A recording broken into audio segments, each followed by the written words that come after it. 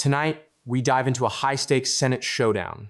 The senator from Louisiana steps up with intensity, calling out the tangled politics in Washington and hinting at explosive disagreements over funding the Department of Homeland Security. Stick around as we break down every twist, contradiction, and strategic move that could shape the national debate on immigration enforcement. This is political theater at its rawest. Who will blink first?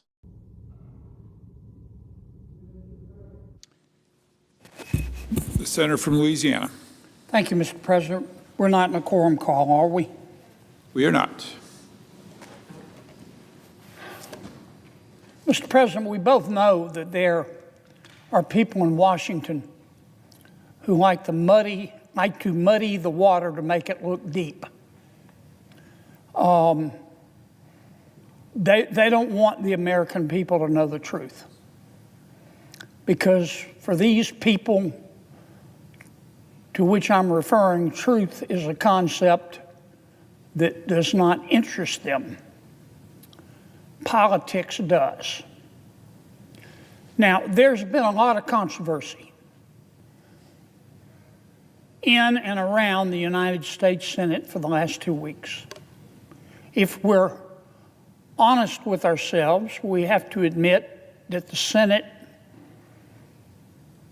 has been functioning like a broken arm with the bone sticking out. That's not anybody's fault, in my judgment, on my side of the aisle. It's certainly not the majority leader's fault. So I want to try to refocus us on the issue. I don't really want to talk about the ballroom or the anti-weaponization fund,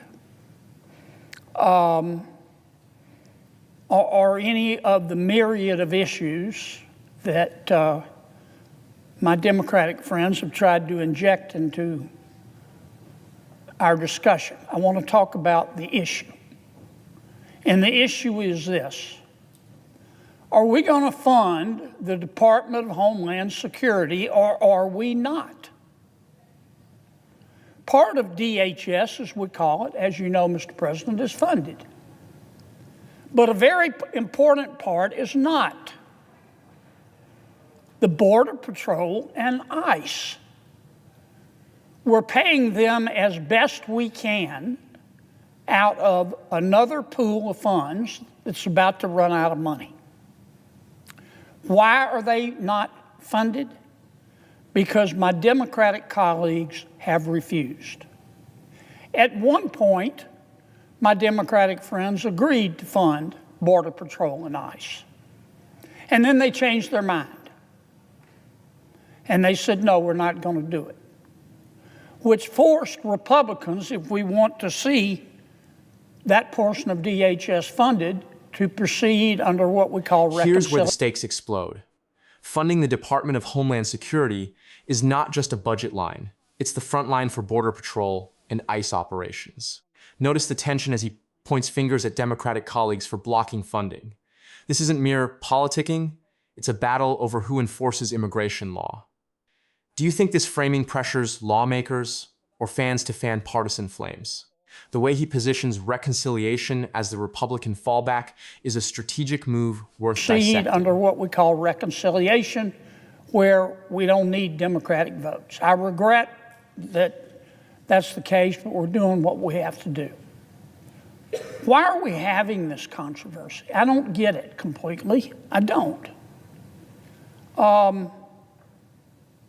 Unless you're industrial strength stupid, you know that illegal immigration is illegal. And that's what our Border Patrol agents and ICE agents do. They enforce the law. And we have a problem with respect to immigration.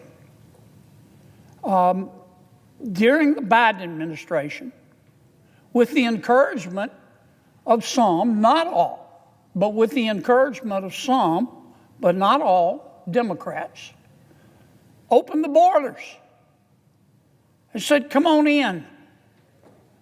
And about 8 to 12 million, some say 20 million people did. Some of them were good people and are good people. They're still breaking the law. Some of them who are here are not. They're rapists, and they're murderers, and they're sex traffickers, and they're drug dealers, and they're pedophiles. We don't know which is which.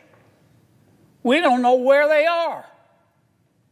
Now we get into explosive territory: illegal immigration, alleged policy failures, and numbers ranging from 8 to 20 million entrants. The senator paints a dramatic picture of national risk, some individuals framed as threats, others as law-abiding. Notice the rhetoric here. It simplifies complex migration issues into stark moral stakes. How much of this is policy critique and how much is pure political theater? And importantly, what does this say about the current administration's border enforcement?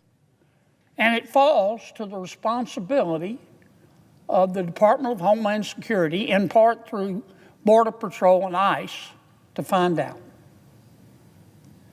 Now, why did this happen? Why do we now need Border Patrol and ICE more than ever? You know, I've thought about that a lot. It could be just pure, plain, vanilla incompetence. It could be that the people that President Biden put in charge of immigration and securing the border were not qualified to play dead in a Western movie. It also could be and could have been intentional. I think some of my Democratic friends, not all of them, I'm talking the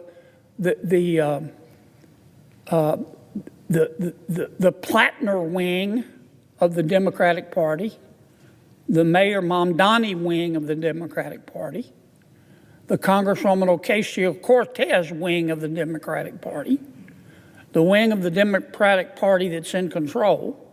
Some of them believe that vetting people at the border is racist. They do. Doesn't matter that every other Watch closely as he dissects the Democratic Party's internal divisions, labeling factions with pointed nicknames and linking them to border policy decisions. The claim, vetting at the border is considered racist by some, while others see potential voters. This VO layer unpacks the political calculus. Voter strategy meets ideology. Does this resonate with constituents concerned about security, or is it playing to partisan bases?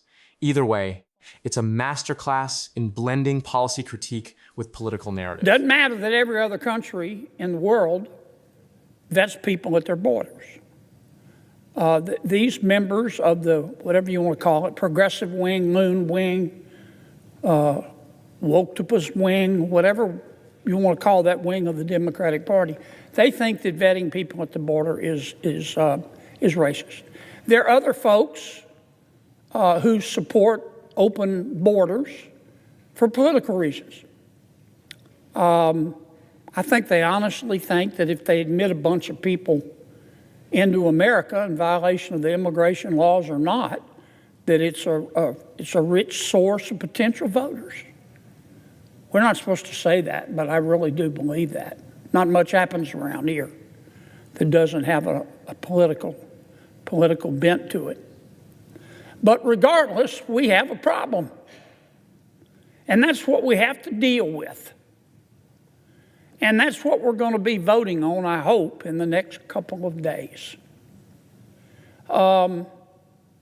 If you disagree with the law, this is America. You're entitled to disagree with it. I get it.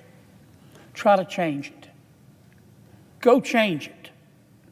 But you can't just ignore our immigration laws. They're not some second-tier statutes that you can ignore without consequence, that you can ignore when you think it's convenient. They're the law, and we have to enforce the law. And more to the point, we have to clean up the mess that President Biden And some of my Democratic colleagues in the Plattner wing, the Ocasio-Cortez wing, the Mamdani wing, whatever you want to call those Democrats who believe it, created. And find more to even to that point, we have to have Border Patrol or Border Patrol and ICE officers to do it. We have to. The other point I would make, we see the pushback by this wing of my Democratic Friends Party. We see what's going on in New Jersey. It's despicable. Look, you have the right to protest. That's as American as the NFL or baseball. You have the right to protest. You don't have the right to protest violently. And what we've seen at the Delaney Hall Detention Center, we've seen ICE officers and some Border Patrol officers. We've seen the protesters cursing at them and spitting at them and threatening their families and hitting them and scratching them and biting them and blocking ingress and egress in and out of the detention center. They're breaking the law. And they've been arrested. I think the Border Patrol and ICE and the state law enforcement officials in New Jersey have showed a lot of restraint. But what the protesters did, not all of them, was illegal. It was illegal. You can't hit a cop just because you don't like him. Here's a pivot to civil unrest and enforcement optics. The senator emphasizes legal consequences for protesters crossing the line. Notice the repeated framing, agents showing restraint while protesters allegedly escalate violence. This moment balances accountability with dramatization. How does this shape public perception of ICE and Border Patrol? It's a nuanced setup, reinforcing law enforcement authority while criticizing political opponents' tolerance for unrest. And here's a free tip. I know you know this, Mr. President. Most Border Patrol agents, most ICE agents, most cops, they will leave you alone unless you do illegal stuff. But if you do illegal stuff, they're going to enforce the law. So let me end as I began. We need to vote to fund Border Patrol and ICE. These men and women are running out of money. I am sorry that my Democratic colleagues have taken the position that they want to defund ICE. They have every right to believe that. I'm sorry that they have taken the position they want to defund the Border Patrol. My Democratic friends have every right to believe that. But they're wrong. I have the right to my opinion. And if they don't want to fund them, they need to go change the immigration laws. Until then, we've got to enforce them. And we're going to have the chance here in the next couple of days. And all we're going to be voting on, you're going to see all kinds of amendments and talking about everything in the world. All we will be voting on. Do we or do we not want to fund Border Patrol and ICE? Do we or do we not want to enforce America's immigration laws in accordance with due process and the rule of law? And that's the issue that's going to be before us. And I'm ready to saddle up and ride. I'm ready to get to it. I'm tired of all the rhetoric and the tangential issues, and I'm tired of all that. Let's get after it. Let's do the right thing. Thank you, Mr. President. I don't know what I'm supposed to do now, Mr. President. Yield the floor? I yield the floor. To wrap up, this speech lays bare the friction over DHS funding, immigration enforcement, and partisan strategy. Key takeaways. The senator stakes out moral and legal high ground, highlights Democratic disagreements, and sets up an imminent vote with high stakes for Border Patrol and ICE. What does this mean for voters, policy, and party dynamics? If you found this political breakdown as intense as we did, hit that like button, share your thoughts in the comments, and don't forget to subscribe for more real-life political commentary and analysis.